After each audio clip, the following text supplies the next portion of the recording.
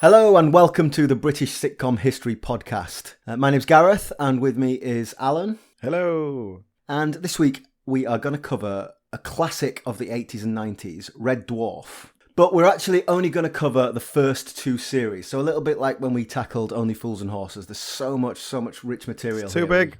It's too big. So we decided we would break it down a little bit. So we're going to cover the first two series today. And I think this one definitely falls under, not just there's so much, it's such an expansive universe, the Red Dwarf world, but also I feel like I've got a lot to say about it because this one's really is from my childhood. This is the... Sure.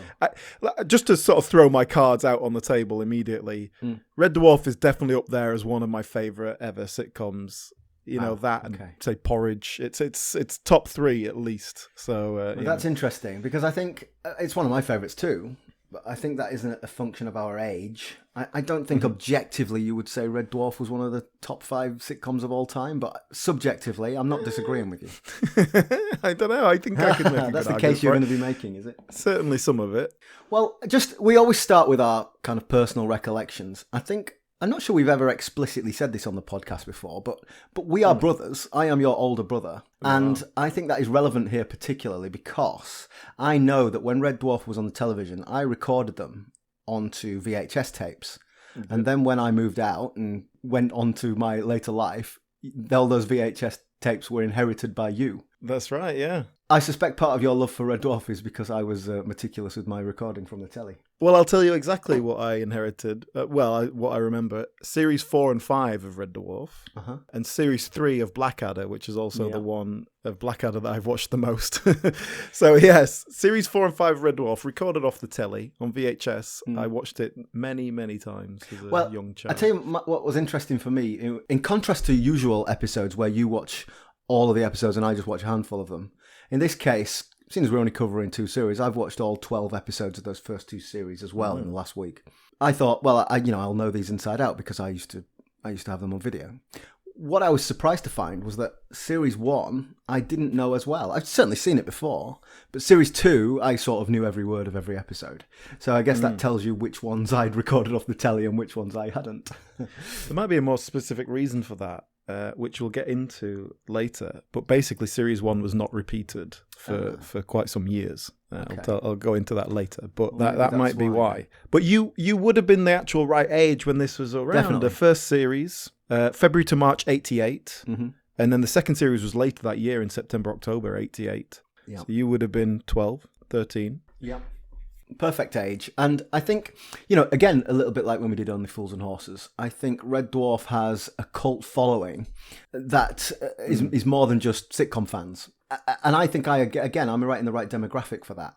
My experience with Red Dwarf is that I sort of aged out of it. I know that it changed in later years, but I certainly changed as well. So my affection is certainly in the first half of the production, and so certainly in these first 2 series. But let's not get too distracted about what came later. Let's focus on these first 2 series. Otherwise, we could really get down the rabbit hole, couldn't we? But, I mean, Red Dwarf itself has a very long and storied history, not just in terms of what comes later in all the changes they made, but in terms of getting it on screen in the first place.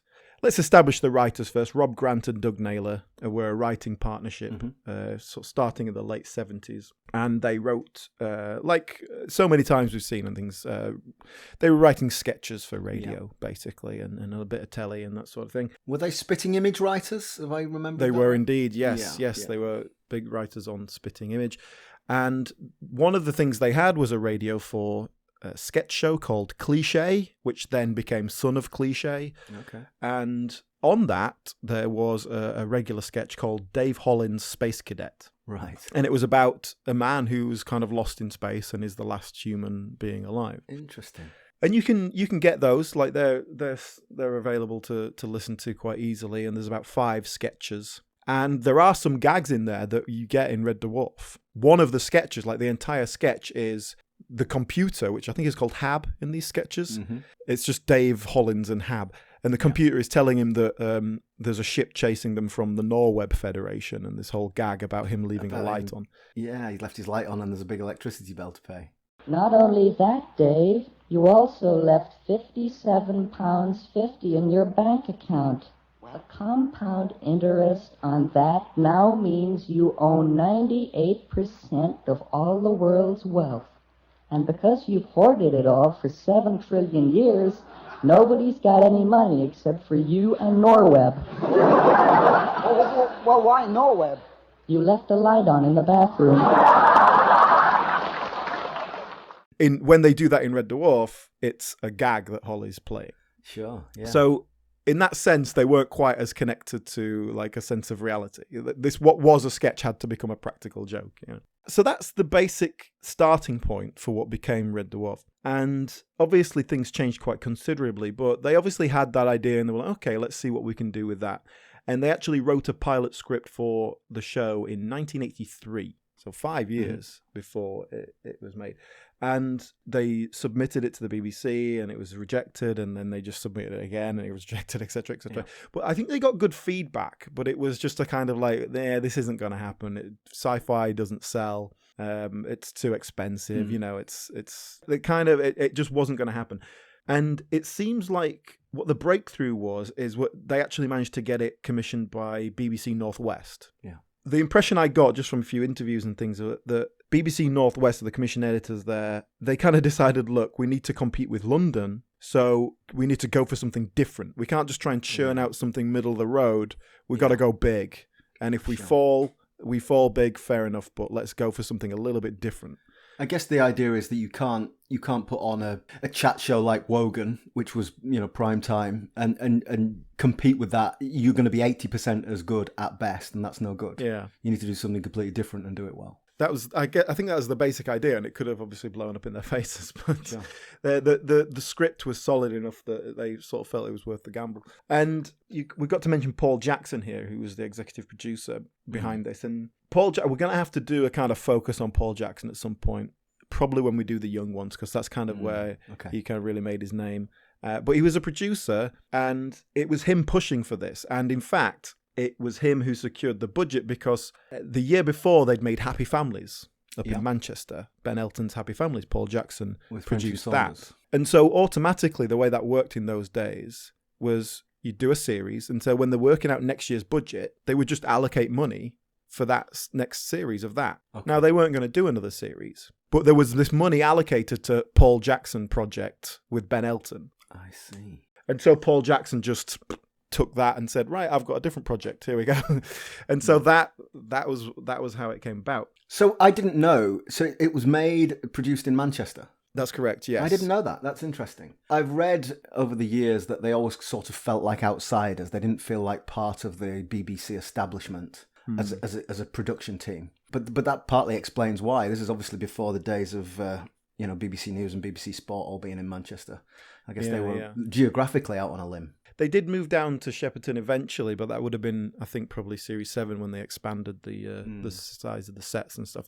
But at that time, it was all filmed in Manchester. So the problem was all the cast lived in London, and they rehearsed in London at the BBC's rehearsal space in Acton. Yeah. So they would rehearse through the week and then fly up to Manchester for Saturday, Sunday for the filming block for like dress rehearsal and filming. Okay. Well, they flew at first until Craig Charles and Danny John Jules missed one of the planes, and so they had to get a coach every week after that as punishment. So that's your basic origin story there. And because they'd had so much time to get rejected over and over, the writers had really pulled it together and created a bigger world that they kind of knew what they wanted to do with it by that point. That's interesting to me, Alan, because I think one of the things that marks Red Dwarf out as fairly special is that it sort of has a backstory, it has a wider universe, it has some really interesting big ideas that they tackle. And, I guess we're going to talk about the other media. They've written novels and there's an expanded universe. What's interesting to me is it started as a couple of sketches. if you told me this was adapted from a sci-fi novel or a series of sci-fi novels, I would believe that. But it was adapted from a Norweb gag. That's really interesting. Yes. Well, even that, I mean, the character in those sketches is nothing like Lister. It's a very different thing. But I think there's a reason for that as well. And I'll get into that when we start talking about the cast. Because I think we've said so many times that the secret to a really strong sitcom is writing and casting. Like, that seems to be the real things you need to get right. Yeah. And I think where Red Dwarf really succeeds is that they didn't find the perfect cast for their script, but they made the script work for the cast they've got. Instead of going, okay, this is the actor we've got, let's try and hammer him into a round hole. Okay. They went, okay, well, this isn't really what we imagined, but we like what they're doing. How can we change that? And they started writing to the actors as soon as possible, you know. Yeah. But they also didn't get a pilot. They went straight to series. And so we'll see both in the fact that they did reshoot scenes for episode 1, but also series 1 in general changes so much to series 2, which will then change so much to series 3, and we'll sort of talk about that to some extent. Let's, rather than getting too bogged down in backstory, because I think there's so much to tell, let's get into our episode. Let's do that. So what we're going to do is we're going to focus on series 1, episode 3, Balance of Power. And basically, this is the one where Lister wants to switch on Kachansky's hologram because he's lonely and he wants a girlfriend. But that would mean turning off Rimmer's hologram, and Rimmer doesn't trust him. That's the gist of the story. Should we outline what Red Dwarf is, if anybody's possibly listening to this and don't know the general concept? Make it quick.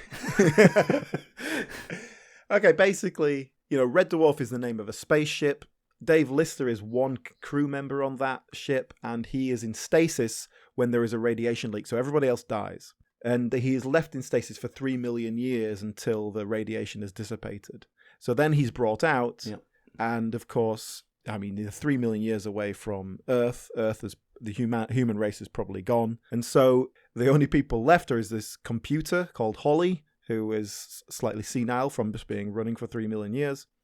A hologrammatic projection of another crew member named Arnold Rimmer, who he doesn't like, and a creature known as the Cat, who is evolved from a cat into a sort of humanoid Okay, so that's species. the setup. I'm going to cut you off because everybody knows this. But Well, hopefully, yeah. But everybody knows this, so we're going to just say, yeah, everybody knows that. There's so much in that. There is so much in there. The 3 million years, the stasis, that's the setup. The fact that we've got this hologram, and that's set up in the first episode before, where we see the whole crew and the ship running as normal. We have someone who's died and brought back as a hologram. That's all set up, so we're expecting that. The evolution over 3 million years of this organism from Lister's pregnant cat, which is why he gets put into stasis. It's really great storytelling, really great ideas. So all those all 4 wrapped in. characters... Yeah. We're all comfortable with those 4 characters. We know them. But I just love the origin story. It's really well constructed and put together. It's a great foundation. And it's all wrapped in. Yeah, it's not just, there happened to be a cat on board and it evolved into this. Lister brought a cat on board, and that's why he got put into stasis. That's his punishment, yeah. And there's even more to that, which we don't get in the series, which comes through from the novels. They expand on all that. What the hell is a hologram? Is that a sci-fi concept? Was that a familiar thing in 1988? Did it have to be explained? Yeah, I guess you would have to explain it at the very least, wouldn't you? But let's go into our episode, and I mean, we got to start with the opening credits, right? Right, sure. So the opening credits for the first 2 series, we start with what is presumably Lister outside of the ship, painting red paint on the exterior of the ship. We zoom out and we see that he's painting the letters of Red Dwarf on this huge spaceship. We pan back even further, we see this huge spaceship. And it's a very familiar, if you've ever watched the start of a Star Wars film and you see the big ship flying overhead, that's how it opens. It's kind of that same vibe. And you know what? I think it's not bad model work, really. It's great. The ship looks great. There's nothing wrong with that at all. In fact, judging from interviews and things I've read, the model shots from Series 1 is pretty much the only thing anyone's happy with about Series 1. In terms of that kind of came out how we wanted it. Although they had no intention to make it red. It was called Red Dwarf, named after a star, The model makers painted it red. And the writers were like, they painted it red. It just looks like a big red block. So that wasn't the intention. And that is Lister doing paint duty on the opening credits. It's actually Craig Charles Oh, is it? in it, but you just can't tell because the visor's all fogged up. Sure. So, but it is But him. what's interesting, let's talk about the music. So the music in the opening credits is really portentous. It's like big strings and big slow movements. It's again, it's kind of like the opening scene of a Star Wars film. It's like there's ominous, there is big things coming.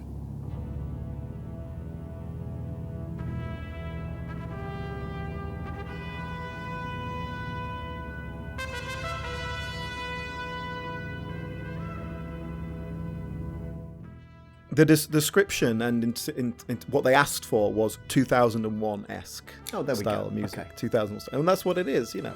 And that's Howard Goodall. That's a Howard Goodall bit. All the incidental music is Howard Goodall. Again, Howard Goodall is someone we're going to have to focus on one day, but Red Dwarf has got enough going on. We need to. We're going to have to gloss over that slightly. But what about the? I mean, we can skip forward to the end credits then. So the end credits, we have the same tune, but it's played a lot more with a lot more jollity and a lot more upbeat. So what's the thinking there then? Oh, it's all over. Everything turned out okay. La la la la la la la. Yeah, exactly. So the opening, like you say, it's portentous. It doesn't suggest comedy, and maybe it's the idea is it suggests space and loneliness and kind of emptiness. But is that what you want to set up for a comedy? And bear in mind, those opening credits, a minute long. Yeah, no, this is true. I noticed that as well because we talked before about how credits these days, that's really, really quick and it's all over and you're into the action sharpish. Whereas, well, it was more than 60 seconds before we actually see anything happen. And it's not even like it's a very visually engaging minute or they're showing people's names or anything. It's just, part of the reason for that is if they're running 20 seconds over and they don't want to cut it out of the edit, they can chop that down a little bit, which... They do in one of the series 2, episode 6, I think it is they sort of do that. So, that gives them the options for that. But yeah, it was just a different time. You'd never dare do that these days, would you? So yeah, the end credits, yes, is a lot more upbeat and has this weird song that is very famous now, I guess. Mm-hmm. Do you know it? Can you sing it? Okay, hang on a sec. Give me the first line. Get me started. I want to fly. Shipwrecked and comatose, drinking fresh mango juice, going to the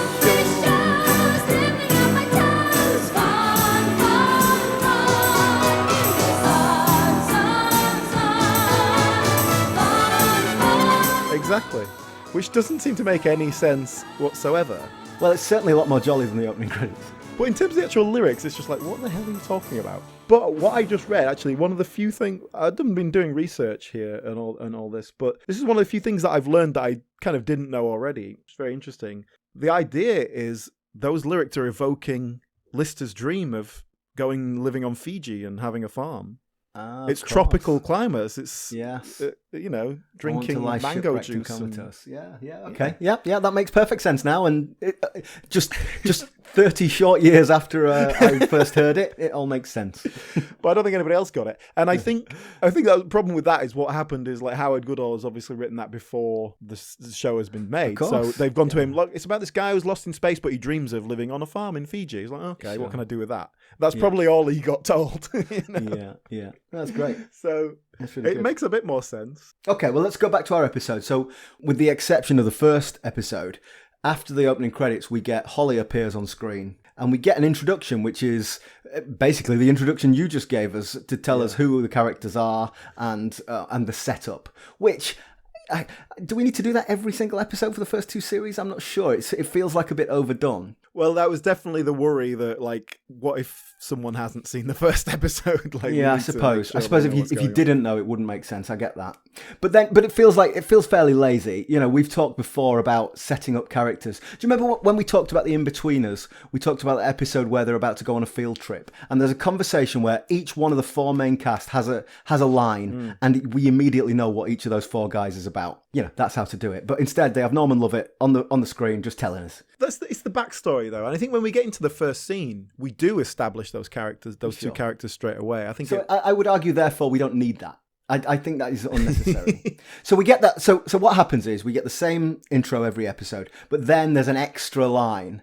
And just a gag, yeah. Yeah, there's a gag. And I wrote these down because I thought, I'll put these on the socials, when we launch this episode. They're not the highest caliber. They are not the highest caliber. So this one is actually Interesting. So this is the intro from Holly. I'm gonna do the impression here, but it might be really bad. So you might just want to play Norman Lovett in here and cut me out.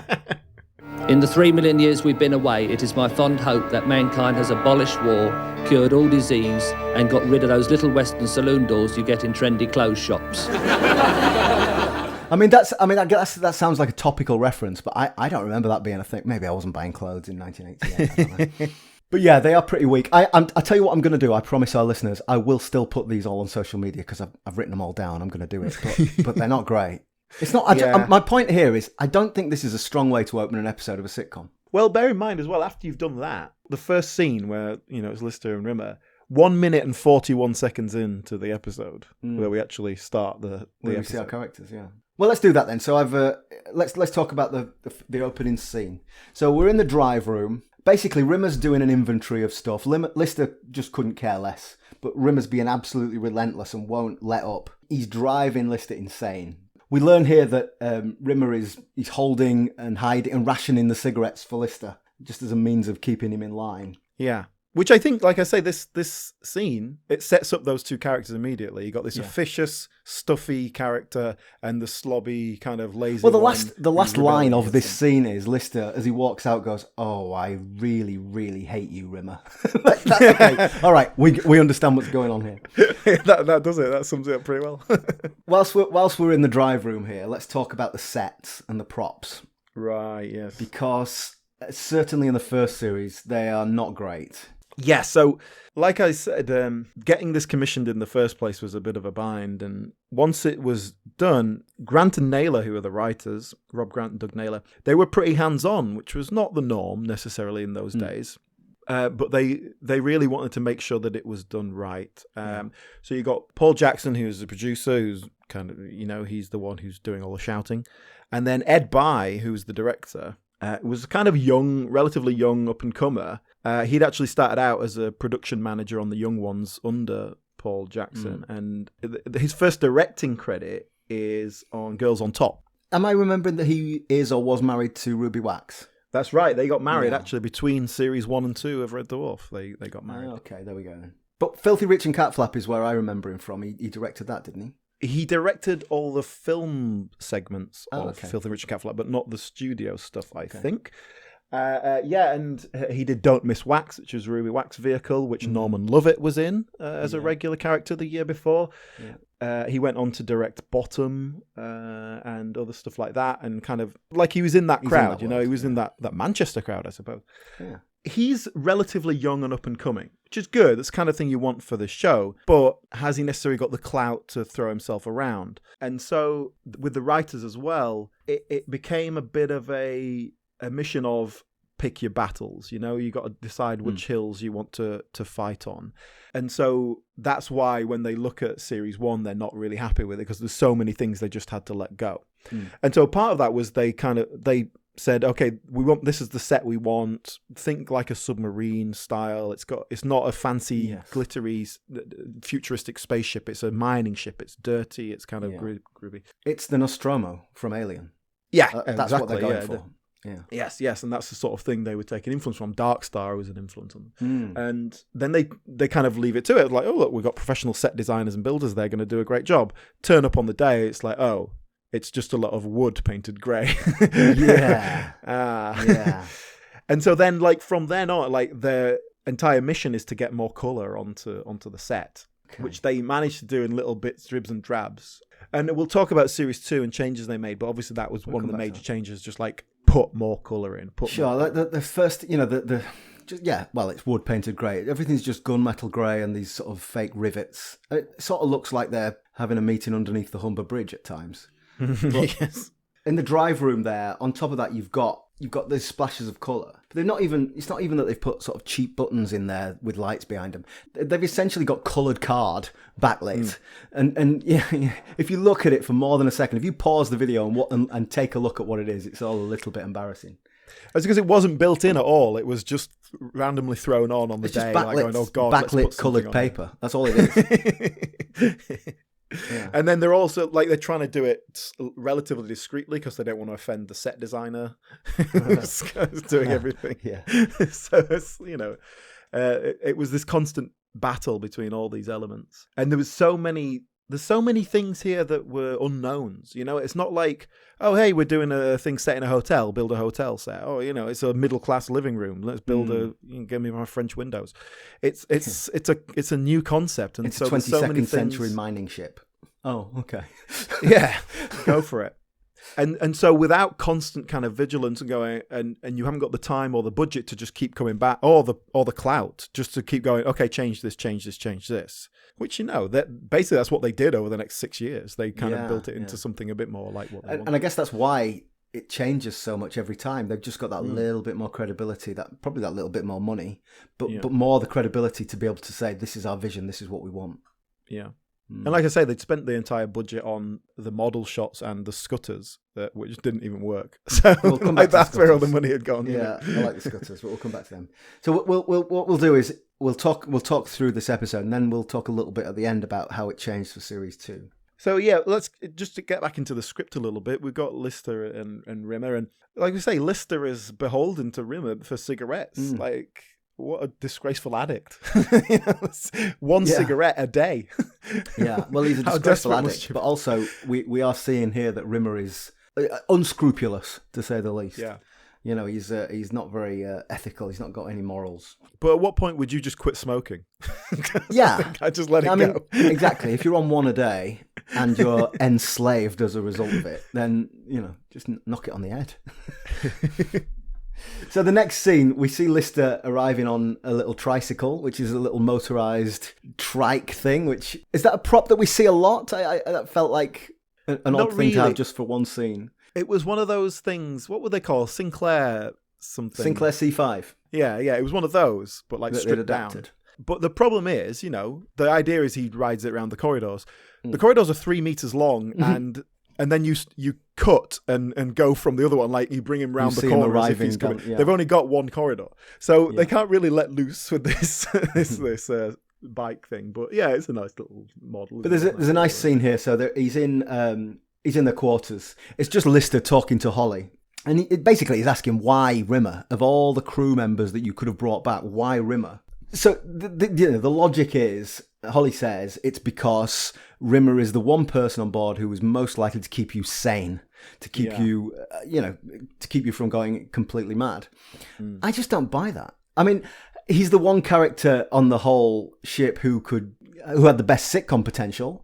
Yes. I understand why they brought him back for the purposes of the drama, but there's no logic to that. I like it, though. I like it as a concept, as a psychological concept. You're the last person on Earth. Like, who's a good companion for you? Would it be your best mate? Do you need an antagonist? Because, if you're your best mate, you're just going to end up collapsing into your own kind of bad habits. Yeah. You need someone who's going to push you and keep you stimulated. Maybe. Perhaps someone who you hate isn't the best idea. But I like, from Holly's point of view, and let's think if Holly is an AI, perhaps he's not quite in tune with emotional reality. This is the person you lived with, you shared a room with, you shared the most amount of words with him than anyone else. Sure. You worked with him. Yeah, but I hated him. It's quantity, not quality, There's a nice toilet joke as well. There's a nice bit of toilet humour where Lister says, "Oh, crap." And the automatic toilet turns around, which, again, really cheap prop, but a good gag, a good joke. But the only time we ever see that or acknowledge toilets, because... Basically, that's saying, they've got a toilet in their room. That's good, but it's right in the middle of the room. Did you just use that? Well, it's right next to Rimmer's pillow, is where it is. No wonder they hate each other. So we get a bit of Holly here. Holly, of course, the ship's computer, who is a sort of disembodied face. And at this point in Series 1, still quite pixelated and computery. Yes, very very distorted image, certainly, yeah. Why don't you tell me a little bit about Norman Lovett? Yeah, he was a stand-up comedian. I think he started out doing music. Like, he used to do an act with a guitar. He would do kind of comedy songs, and he was a support act for like punk bands in the late 70s. I remember him as a stand-up of the time. His act was very much hangdog. He told those deadpan jokes. That was his persona. Wasn't all and that very slow. Not particularly funny. It's kind of more funny in the sense of I can't believe someone's actually standing up there and doing this. Went to a secondary modern school in Clacton-on-Sea. And I left that school with 1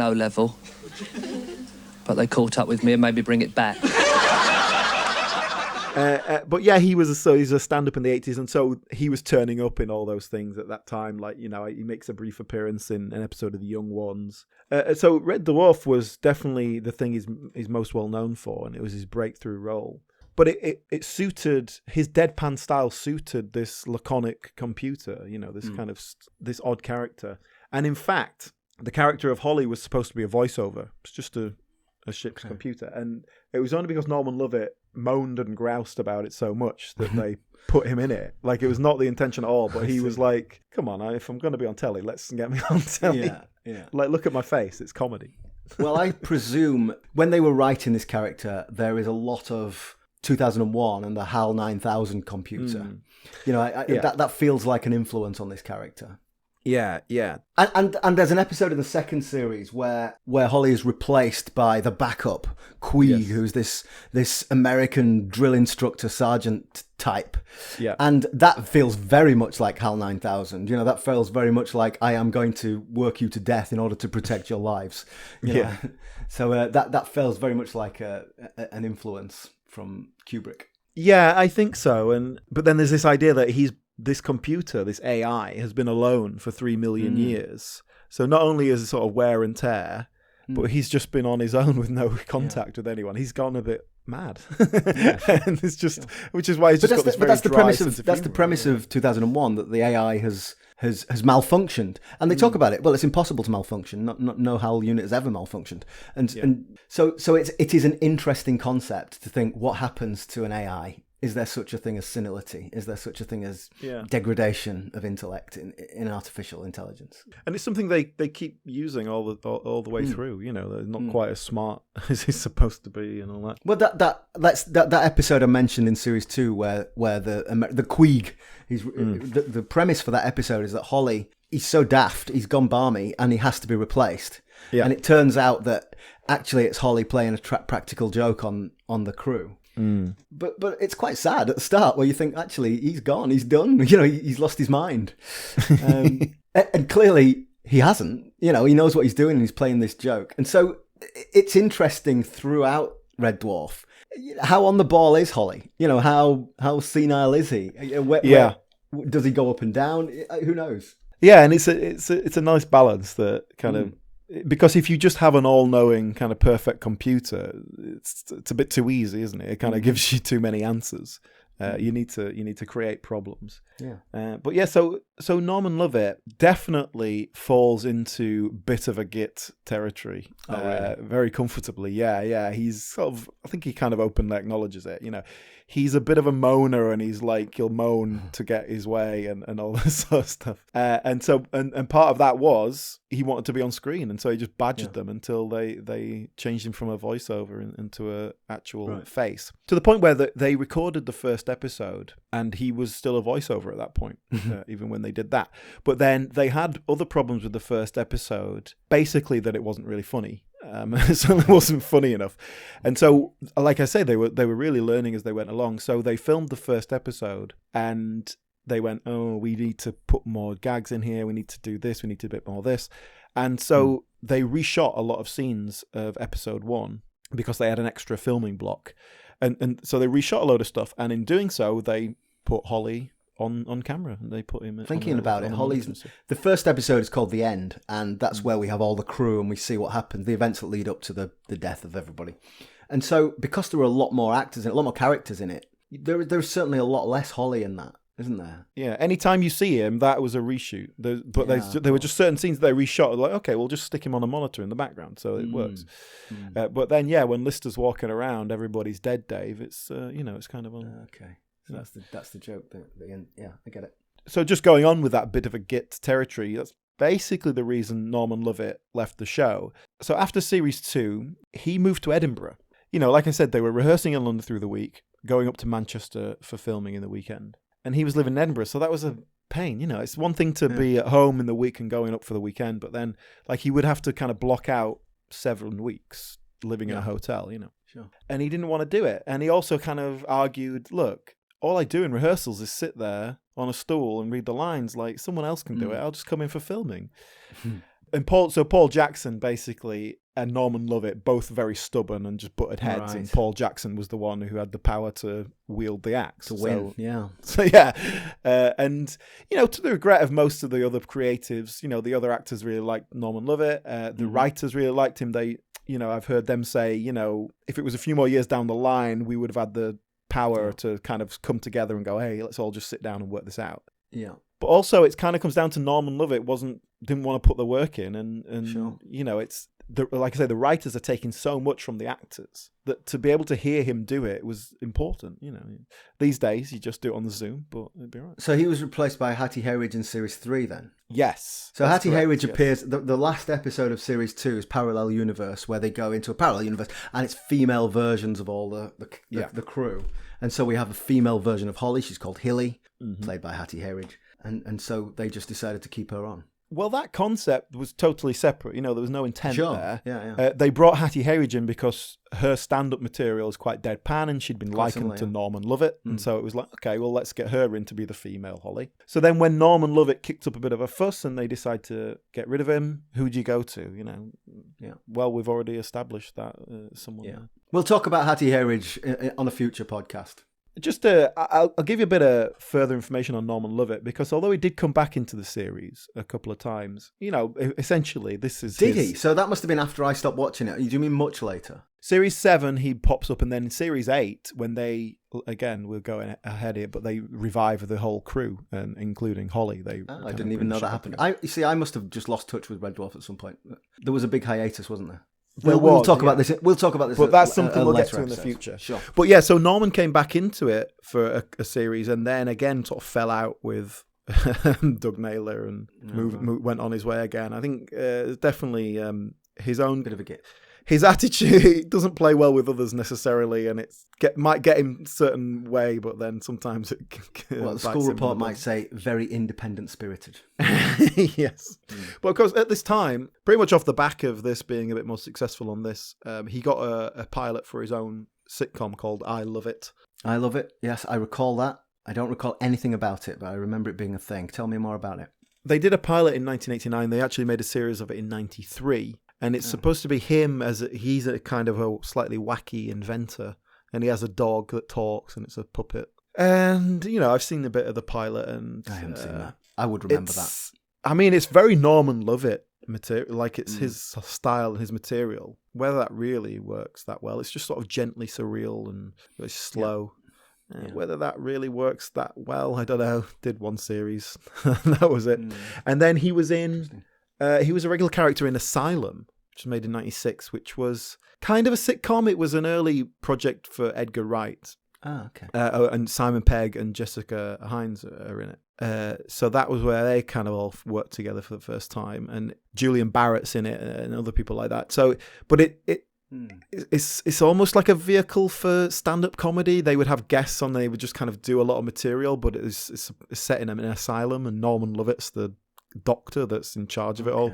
It's a very weird show, and only did one series, but it's kind of better known now because of the lineage that came out of it. And then just odd sitcom appearances over the years, here and there, and his stand-up, and now he's well into his 70s now. I think he still kind of works every now and then.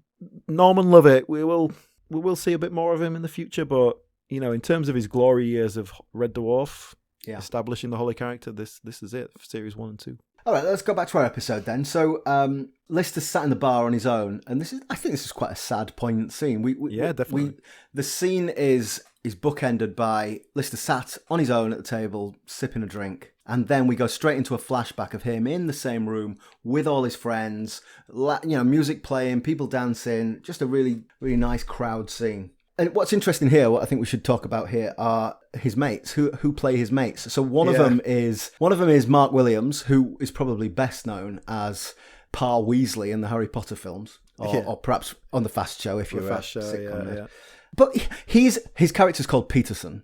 He's doing a Danish apparently. accent for Well, no yeah. reason. There is no. I guess the reason is that we're supposed to see people are from all over the world and it's an international crew, but it feels pretty crowbarred. No, exactly that. The concept was this is an international ship, and that we're going to see people from all over the world. Unfortunately, that translates to white people doing British regional accents. Yes. So even in that first episode, we have McIntyre, who is the hologram. We have that character established. He's Welsh. He was supposed to be Australian, but the actor Give they over. hired. Well, no, he couldn't do the accent, so he did it I Welsh see. instead. So you're not telling me that was an Australian accent he was No, doing? no. Right, okay, fine. Thank God for that. But I would argue if you have a character that's going to be Australian, hire an actor who can do an Australian accent. Yeah, sure. I He was don't as think Australian that- as Shadwell. The captain is American, Mac McDonald, who was an American actor who lived in Britain. And then you've got Peterson, who is supposed to be Danish. What accent Mark Williams does varies from word to word. I have been to Titan, I have been to Juno. I can name 8 things that go in jars of Juno. Pickers!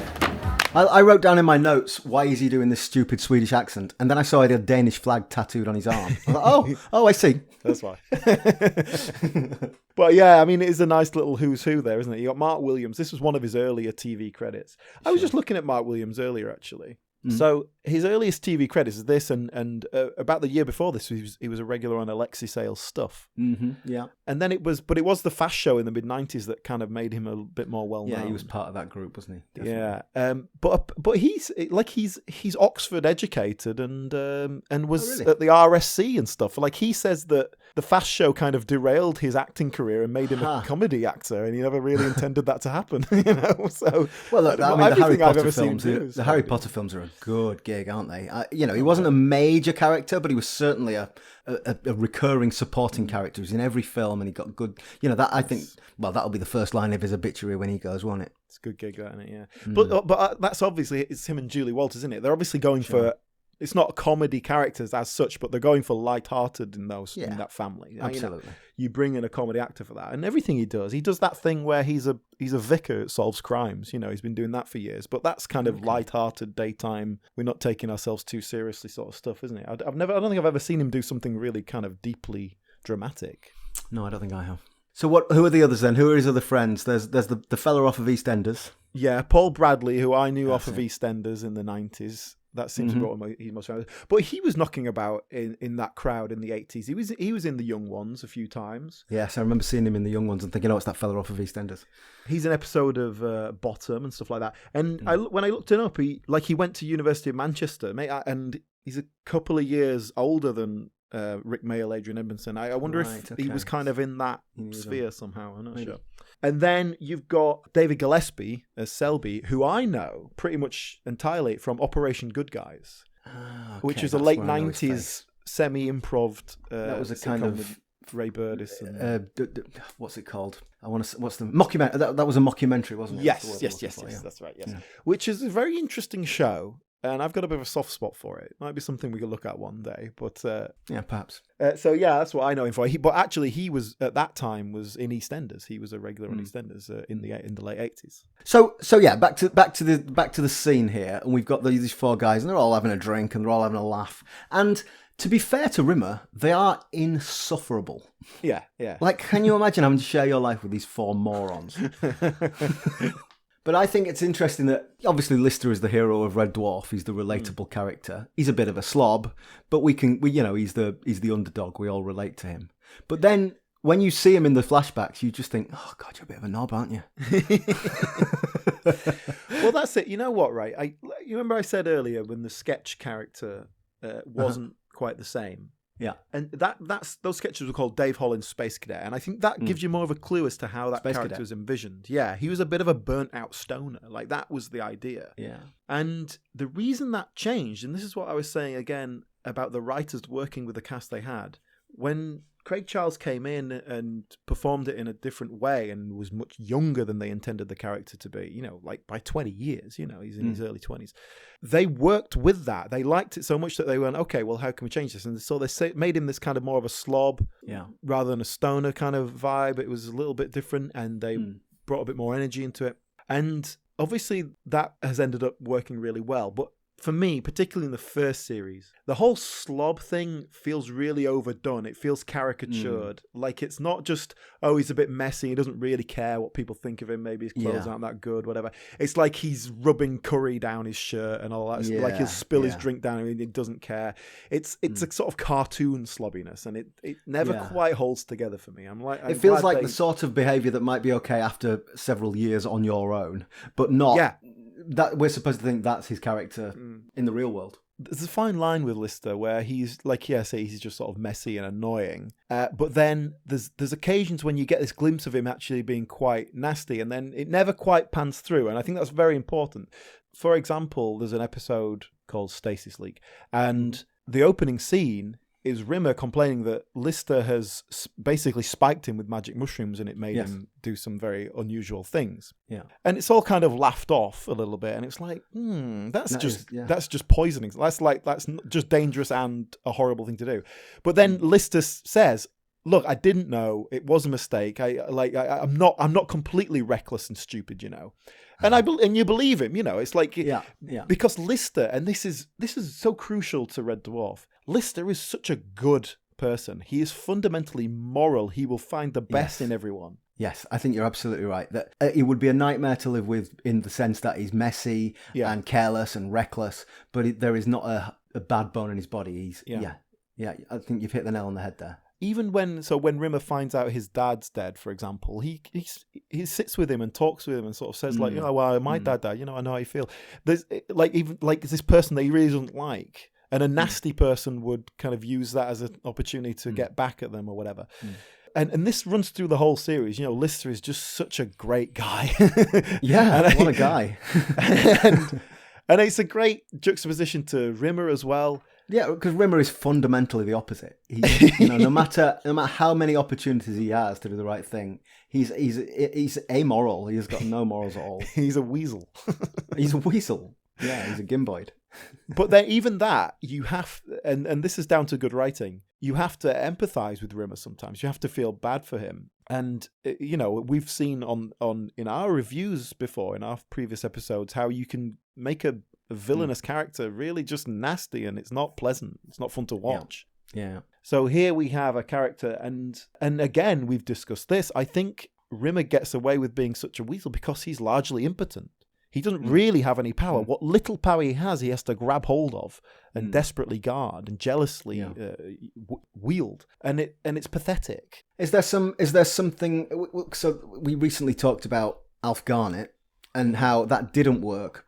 That's possibly because he's in the same way he's immoral, and not immoral, wrong word, but he's a nasty presence. But he has power over that household. He's not as in charge as he would like to be, but he's more in charge than Rimmer is, which is, as you say, impotent. And Alf Garnett has moments of impotence, but ultimately isn't. Yeah, and that's where the balance wasn't quite right. Yeah, and Rimmer is so far down the crew. There is only one person on the crew who is lower ranked than him, and that's Lister. Yeah. And so that's the only power he has.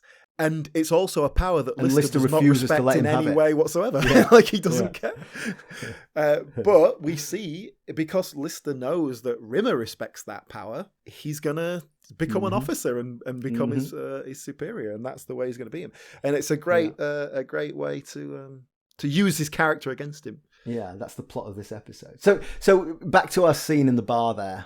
Did you notice in the bar that there's a big poster up in the background saying Nostalgia Night, 90s Night? No, I didn't. It's supposed to be a 90s theme, Nostalgia Night. Excellent. Which I guess is just like, that's why they're all wearing Hawaiian shirts, I guess. So that's what they predicted was going to be the 90s fashion. But so at the end of that scene, we then the crowd fade away and we're left as we were at the start of the scene with Lister just sipping his drink, and it's a really heartbreaking moment. It's really great pathos. There's the scene that we sort of mentioned earlier in the opening episode where Lister has woken up and Holly's trying to patiently explain what's happened. They're dead, Dave. They're all dead, Dave, and it takes him ages to get it, and that's the joke. What I thought was, here we are 2 episodes later, and I think he's just getting it. They're all dead, Dave. Yeah. It was really just this moment, which they could have just had a flashback. They didn't need that little bookend at the start and end of the scene, but they put it in there and it worked really well. in those first couple of series, they bring pathos into it. You know, Lister, Rimmer's backstory with his dad and stuff like that. And they have these moments. And we kind of largely lose that in the later series just because they were kind of a bit more settled in what they were doing. It's post-traumatic shock. It's a shock, isn't it? You know, like there's limited to how much comedy you can wring out of that. But yeah, everyone's dead, Dave. Like, that's got to take some coming to terms with. Yeah, ultimately what this show is about is the last human being alive. And all he wants to do is go back to Earth, even though he knows it's not going to be what it was. You know, the human race is probably, at best moved on, if not extinct. Yeah. So while we're here with Lister on his own, let's talk about Craig Charles. Let's. So Craig Charles, basically Red Dwarf was the first acting he ever did. Wasn't an actor. He was a poet. He was a performance poet, wasn't he? So we've talked before about that stand-up world of the 80s, and you sort of got a lot more of those variety type acts. And part of that was poets, beat poets. That was part of that scene. Perhaps not the biggest part, but he was certainly stand-up comedy adjacent. Yeah, I mean, he was on Saturday Night Live, whatever that show was actually called, Saturday Live. Saturday Live, it was called, yeah. Which was a Paul Jackson production, by the way. He was, in that kind of world of alternative comedy. His poems were often very political and hard-hitting and like a voice of the youth kind of thing, but also funny. Perhaps not stand-up material, but, funny enough to be in that world. He runs his fingers through his hair and struts and pouts without a care. Green and yellow laser beams go flashing up and down his jeans. He knows how to bebop. He knows how to reel and rock. But he's got what a robot's got, because he can make his body pop. Jason looking neat and sharp. Jason dancing in the dark. The computer churning out the sound to all the people on the ground. Because computers make the world go round. It's really interesting, that the idea of performance poetry, that you can sort of, if you have a certain cadence and rhythm to your speech, you can get away with any old crap, can't you? I want to mention this actually, because it's not my thing. I don't like performance. I'm generalizing hugely, but I do like it. And you listen to Craig Charles' poetry, and it's great, like, because he's a teenager. You see him he's on like Wogan and Pebble Mill and stuff like that, and he's a teenager. But obviously he's a Scouser, he's working class, he's mixed race, he's bringing all these elements into it, and it's kind of like, it's like Pebble Mill are going, oh look, we've got the voice of the youth here, look at that. But it's really fascinating, and I like his style, and he really brings that to Lister. There's quite a few bits with Lister where it just sounds like him doing a poem. There's one specific bit, he thinks he's getting married to Kachansky, and they go to the hotel to find her in Stasis Leak, and he sort of thinks he's been screwed over again, and he does a little monologue about men who go to wine bars. What do you want on your cornflakes, Dal? I'll have some wine, please. Yes. Why do women always leave me for total smegheads? Why do they dump me for men who wear turtleneck sweaters and smoke a pipe? I mean, natural yogurt eaters. Reliable, sensible, dependable, and lots of other words that end in ibble. But he's obsessed with house prices and spends half his life in antique fairs looking for bargains and drinking wine. It's never beer, is it? It's always wine. That just sounds like him doing his poetry, it just sounds like a poem. So I really like that vocal styling. Can I give you an example of that from this very episode, which is where he's talking about Rimmer and asking Holly, like we said earlier, about why I know Rimmer. Exactly what you're going. He said Herman Goering would have been more of a laugh than Rimmer. I mean, okay, he was a drug-crazed transvestite, but at least we could have gone dancing. Yeah, it was the way he says it. At least we could have gone dancing. It's very much that performance poet cadence. Yes, that's a really good observation. And he wasn't an actor, but he's a performer, and so I think that's what he brings to it. And like I said, the writers kind of maneuvered the character to fit him more and more so as they went along and got to know the actors a bit better. And let's face it here, our four main cast here, we've got a stand-up, an impressionist, a poet, and a dancer. Yeah. None of them are actors. Yeah. I think that shows, you can't watch Red Dwarf and go, oh, the acting is brilliant. Mm-hmm. But they work it to them. Like that, the solution is to make it work, make your characters work to the actors and let them bring so much into it. Yeah. the fact that so many, like, they haven't gone on to do so much more well-known acting. Even Robert Llewellyn, you know, he's not particularly, he's not famous as an actor, is he? He's famous as Crichton and presenter, basically. Yeah. And he was a stand-up comedian as well. Yeah, he did a bit of comedy and all that stuff. We'll get to him, but that's later.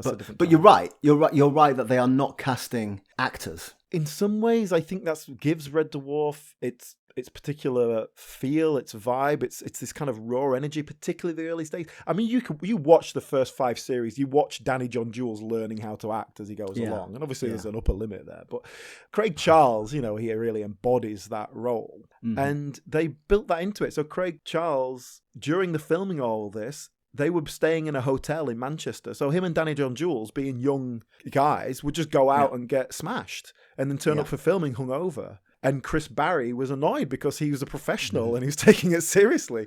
And so that bit, and like they didn't get on. You know, Chris Barry and Craig Charles did not get on in those first years, early years, because of this kind of professional conflict, I think. And they were just totally different people. I think that stands out about Craig Charles, or about Lister. He is a really charming guy. Yes. And like I was saying earlier about how when he's with his mates, you just think, oh God, what a nightmare. But he's got charm. He's the sort of guy you would want to hang around with. Yeah, I know what you're saying there. I think that comes into the character. You even if Lister is a slob and you see him with his mates and you think he'd be a bit of a knob, but you think, yeah, he'd be a nice guy to hang around with. Like, you could get on with him, I'm sure. You know, where you wouldn't want to hang out with Rimmer. Tell you about his risk stories. Yeah, exactly.